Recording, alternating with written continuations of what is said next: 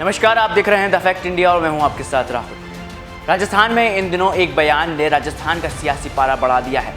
वो बयान था जनसंख्या नियंत्रण कानून को लेकर, जिन्होंने इस बुरे मुद्दे को राजस्थान में बढ़ा दिया है, जहां कांग्रेस के साथ साथ तमाम भारतीय जनता पार्टी के दिग्गज नेताओं की भी इस पर प्रतिक्रिया सामने आई है। जहां बीजेपी के दिग्गज नेता ने इसको कंपलसरी निर्णय बताया है, तो वहीं कांग्रेस के कई दिग्गज नेताओं ने इसे समुदाय विशेष को टारगेट करने वाला एक बड़ा कानून बता दिया है। ऐसे में लगातार राजस्थान का जो सियासी पारा है वो इस मुद्दे के बाद से ही बढ़ता हुआ नजर आ रहा है। लेकिन वहीं साल 2024 के अंदर अब 5 विधानसभा सीटों का उपचुनाव भी राजस्थान में होना है। ऐसे में ये मुद्दा राजस्थान में ज़रूर उपचुनाव में भी देखने को जाने को मिलेगा। अब क्या कुछ वो पूरा मामला था और क्यों ये पूरा मामला उठा है, वो भी आपको इस पूरी रिपोर्ट में बताते हैं। देखिए खास रिपोर्ट कि जब जनसंख्या बढ़ेगी, संसाधन घटेंगे तो समस्याएं उत्पन्न होंगी, और इसलिए अब भारत सरकार के स्तर पे भी ये प्रयास चल रहा है, ये विचार आया है कि अब 2 या 3 से ज़्यादा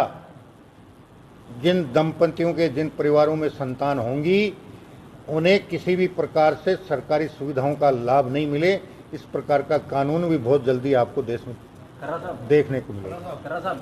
जो कांग्रेस के विधायक हैं यहाँ पाली, जनसंख्या वृद्धि पर नियंत्रण करने के लिए नीति और कानून बनाने को लेकर राजस्थान का सियासी पारा तो हलचल में ही है। वहीं बीजेपी के हवा महल सीट से विधायक बाल मुकुंदाचार्य ने भी संतुलन और विकास के लिए जनसंख्या नियंत्रण विधेयक पे पूर्ण जोर की मांग की है। जहां उनका एक बयान का वीडियो सोमवार को सामने आता है, जिसमें वे कहते हुए नजर आ रहे हैं कि एक समुदाय विशेष के लोगों की 4 बेगमें और 36 बच्चे हैं और इसकी इज्जत तक नहीं की जा सकती। मंगलवार को विधानसभा परिसर में भी मीडिया से बातचीत के दौरान मुकुंदाचार्य ने जोर देकर यह कहा कि जनसंख्या वृद्धि नियंत्रण पर कानून आज से ही और इसी समय से हमें जरूरत है, क्योंकि जनसंख्या वृद्धि की वजह से जो समस्याएं उत्पन्न हो रही है उन सब से उन्होंने अवगत कराया और ये मांग करते हुए ये बताया है कि आज से ही इसे पूरी तरह से लागू कर देना चाहिए। अब जिस प्रकार से संख्या में वृद्धि हो रही है, वह विकास की गति में भी कहीं ना कहीं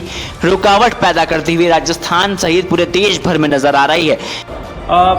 कुछ एक पर्टिकुलर एक समाज तो है जो 4 बेगम और 36 बच्चा इस देश में रखता है। ऐसे अनगिनत है हमारे पास में मामले। इस सदन के अंदर भी, विधानसभा सदन के अंदर भी ऐसे व्यक्ति हैं जो 3-3, 4-4 पत्नियां रखे हुए हैं। और एक वर्ग के लिए कानून है कि भाई वो वर्ग तो कानून नहीं भी है तो भी उसका पालन करता है। बहुसंख्यक समाज के पालन करता है कि मैं, मेरी पत्नी, 1 बच्चा, ज़्यादा से ज़्यादा 2 बच्चा। और एक वर्ग विशेष इस काम में लगा है, इसी एक अभियान में लगा है कि 4 बेगम और 36 बच्चा हो। तो ये तो गलत है। सबके लिए समान कानून होना चाहिए। देश का विकास कैसे आगे बढ़ेगा?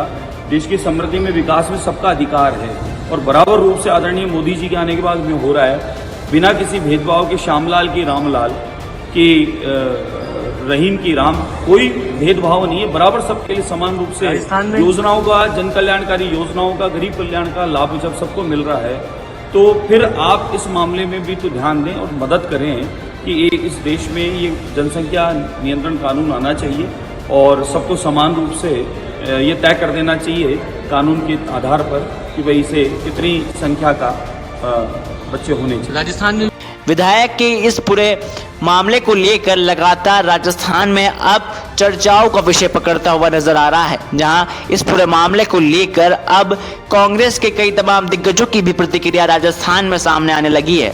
वहीं अब पूरे इस मामले को लेकर कांग्रेस विधायक हरिमोहन शर्मा ने भी बीजेपी पर पलटवार करते हुए ये कहा कि उनकी पार्टी का उद्देश्य राजनीतिक दृष्टिकोण से किसी समुदाय विशेष को निशाना बनाना है। शर्मा ने कहा कि बीजेपी की वर्तमान सरकार राजनीतिक दृष्टिकोण से किसी भी वर्ग विशेष को लक्षित करने के उद्देश्य से बात करती है। आज भी मुख्यमंत्री ने जनसंख्या वृद्धि पर चिंता व्यक्त की और अप्रत्यक्ष रूप से किसी भी एक समुदाय पर निशाना साधा। अगर जनसंख्या नियंत्रण वृद्धि का कानून आ गया तो हम सब उसका स्वागत करते हैं, लेकिन उनका उद्देश्य सिर्फ जनसंख्या नियंत्रण से अधिक किसी एक संप्रदाय विशेष को निशाना बनाना है। जनसंख्या वृद्धि को रोकने के लिए सरकार कोई कानून लाए, 2 बच्चों का लाए, 3 बच्चों का लाए, लेकिन इनकी नीयत कानून लाने के बजाय मुस्लिम संप्रदाय को, अल्पसंख्यक संप्रदाय को टारगेट करने की है। संजय गांधी ने एक बहुत बड़ा अभियान चलाया था और फैमिली प्लानिंग का था।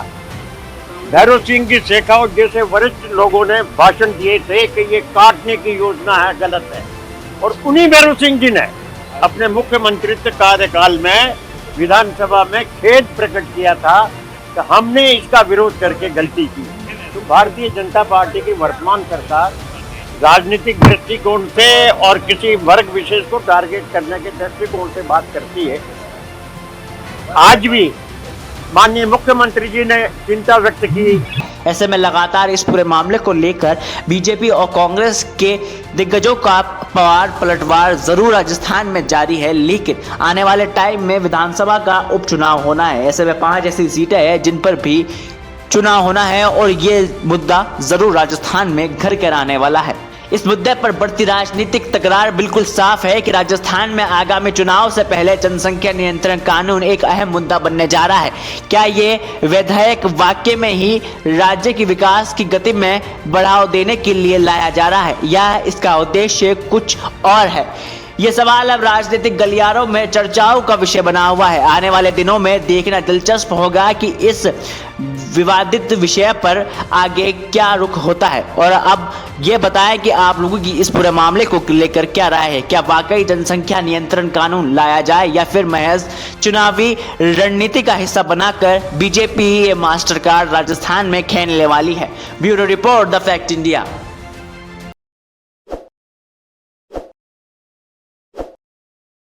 ताज़ा खबरों के लिए विजिट करें द फैक्ट इंडिया की वेबसाइट और डाउनलोड करें द फैक्ट इंडिया ऐप।